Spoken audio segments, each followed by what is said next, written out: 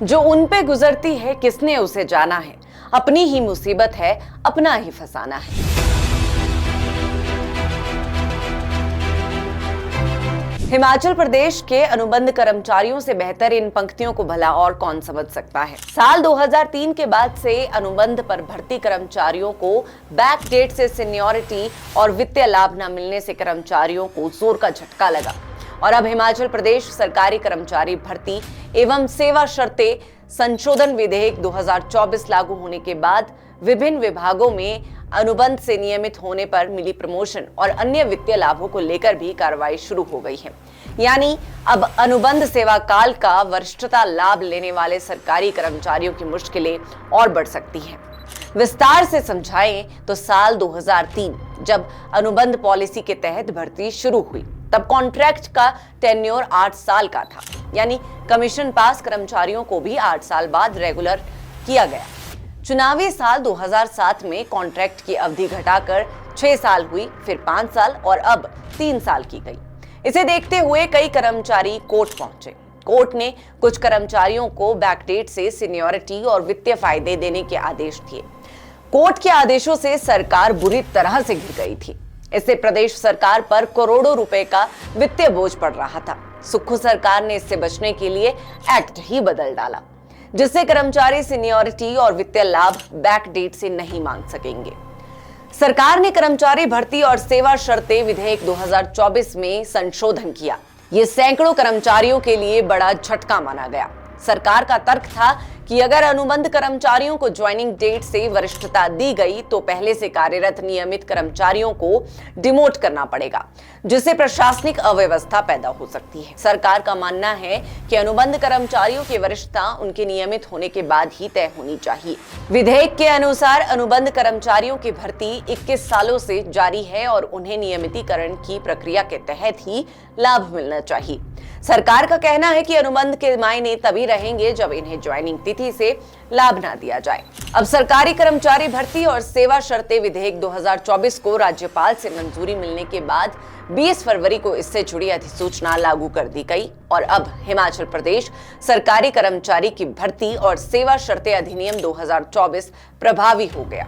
ऐसे में माना जा रहा है कि अब इन कर्मचारियों के डिमोट होने के साथ उनसे वित्तीय रिकवरी भी हो सकती है और इसकी शुरुआत खाद्य एवं आपूर्ति विभाग के एक अधिकारी की डिमोशन के साथ हो चुकी है। दरअसल खाद्य नागरिक आपूर्ति एवं उपभोक्ता मामले विभाग में एक खाद्य एवं आपूर्ति अधिकारी की डिमोशन हुई है, जिसे इंस्पेक्टर ग्रेड 1 से प्रमोशन के बाद खाद्य एवं आपूर्ति अधिकारी बनाया गया था। अब संशोधित विधेयक 2024 के तहत इस अधिकारी को मिली प्रमोशन के आदेशों को रद्द किया गया है। ऐसे में अब इस अधिकारी को इंस्पेक्टर ग्रेड 1 के पद पर ही अपनी सेवाएं देनी होंगी। सरकार के इस फैसले से विभाग में करीब 10 खाद्य आपूर्ति अधिकारियों की डिमोशन हो सकती है, जो कॉन्ट्रैक्ट से रेगुलर हुए थे।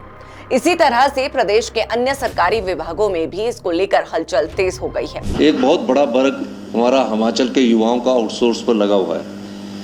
इस दृष्टिगत से हमारी सरकार ने इस बार हमने बजट में ये प्रावधान किया कि जब तक कोई उनके लिए कोई ऐसी नीति नहीं बन जाती तब तक हमने इनको 750 रुपया हमारी सरकार ने इस बार बजट में उनका मानदेय बढ़ाया, क्योंकि अभी हमारी सरकार को बने 100 दिन है और इस पर हम विचार कर रहे हैं और आने वाले समय में विस्तृत विचार करने के बाद आगे बढ़ा जाए। जी नमस्कार, मैं कामेश्वर शर्मा, प्रदेशाध्यक्ष सर्व अनुबंध कर्मचारी महासंघ हिमाचल प्रदेश।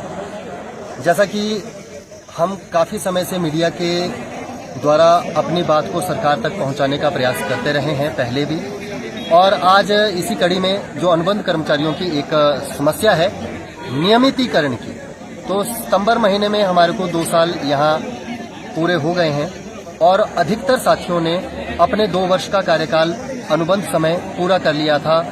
तो इस वजह से उनका जो अनुबंध समय है वो 2 वर्ष से ज़्यादा हो चुका है। जबकि जब कोई भी हमारा कर्मचारी बंधु ज्वाइन करता है, सरकारी नौकरी को प्राप्त करता है, तो उस समय अनुबंध समय 2 वर्ष का रहता है। लेकिन ये अनुबंध समय बढ़ता जा रहा है। तो जब हम पहले भी सीएम सर से मिले थे तो पहले उनका काफ़ी बार एक सकारात्मक जो प्रत्युत्तर रहता था वो रहता था। हमारे साथी काफ़ी बार उनसे मिले हैं, 7 से 8 बार तो ऐसा भी हुआ है कि हम उनसे बिना मिले ओक ओवर से या अन्य स्थानों से वापस हो गए हैं।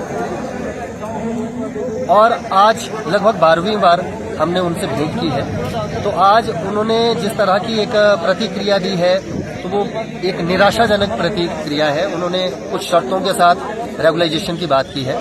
यद्यपि हम तो पहले से भी एक ही बात करते आए हैं कि जितना हो सके प्रेम से कोई भी कार्य अगर हो जाता है तो उसे करना चाहिए। और इसमें कोई समस्या कैसी, रेगुलाइजेशन है, हम कोई नई चीज नहीं मांग रहे हैं। जो सरकार के द्वारा जारी नोटिफिकेशन है 2 दिसंबर 2023 को, तो उसमें केवल एक बार नियमित करने की बात कही गई थी, लेकिन जिनकी ज्वाइनिंग उससे पहले है, इस तरीके से तो हमारे जो भी अनुबंध साथी अभी ज्वाइन करेंगे, हो सकता है कल को ये क्वालिफिकेशन बदल दे या कुछ भी ऐसा हो जाए तो वो नई भर्ती के ऊपर लागू किया जाता है, न कि पुरानी भर्तियों पर। लेकिन से क्या बात हुई आज?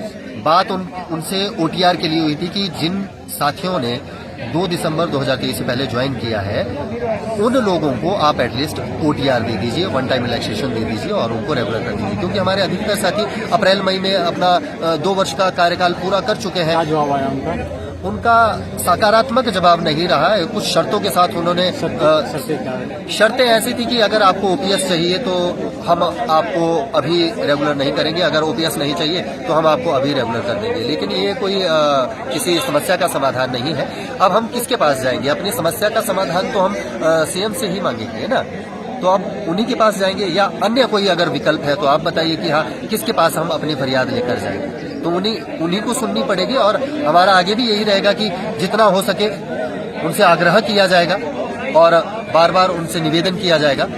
और यदि वे करते हैं तो बहुत अच्छी बात है, अगर नहीं करते हैं तो अब मुझे नहीं लगता कि अनुबंध कर्मचारियों का क्या उन्होंने इसमें फायदा देखा है जो इस तरह का वो निर्णय ले रहे हैं या किसके द्वारा ये बात आगे की जाए। अगली क्या रणनीति रहेगी? अगली रणनीति बस अभी हमारे जितने भी साथी पीछे आप देख सकते हैं, तो अभी इनके साथ विचार विमर्श होगा, कार्यकारिणी में डिसाइड करेंगे। रास्ते अनेक हैं, लेकिन हमारा प्रमुख रास्ता यही रहेगा कि कोशिश यही रहेगी हम जितना हो सके उतना प्रेम पूर्वक आगे एक मर्यादा में रहकर चले। लेकिन अगर कार्य नहीं होता है तो अन्य बहुत सारे रास्ते। विभागों में लाभ प्राप्त कर चुके कर्मचारियों की लिस्ट तैयार करने का कार्य शुरू कर दिया गया है, जिसमें देखा जाएगा कि किस कर्मचारी को अधिनियम लागू होने से पहले कितना वित्तीय लाभ दिया गया है। इसकी जानकारी जुटाने के बाद रिकवरी भी की जाएगी।